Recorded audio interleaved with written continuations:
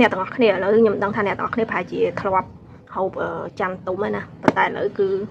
ខ្ញុំមកសាកនាំអ្នកទាំងអស់គ្នាមកភ្លក់ចាន់ខ្ចីម្ដងអញ្ចឹងប្រហែលជាមានបងប្អូនខ្លះក៏អត់ដែរហូបអាចាន់ខ្ចីទេណាខ្ញុំក៏អត់ធ្លាប់ហូបដែរបងប្អូនតែគាត់ថាខ្ញុំសាកល្បងហូបវាអញ្ចឹងណាចង់ដឹងថាវាហូបកើតអត់ឥឡូវតោះមកសាកភ្លក់មួយខ្ញុំក៏អូបដែរតើបងប្អូនតែក៏អូបតិចតិចស្អីក៏អូបខ្លាំងដែរអានេះដល់ចិត្តវារឹងពេក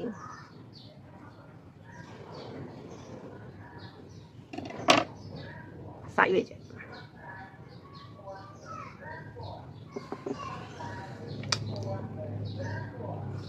ត់រៀងមានជាតិចត់ដល់ជ្រក់អំបិលហ្មង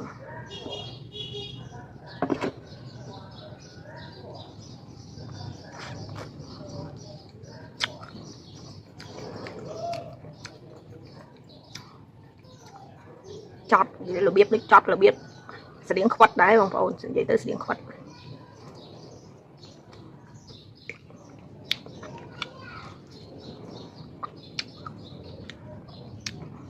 ចត់របៀបស្តៀងខ្វិតតែវាមិនដូចខ្វិតទេតែវាជាងធំខ្លួនឈ្ងុយក៏អូបរបៀបចាន់ណាតែវាចត់ចត់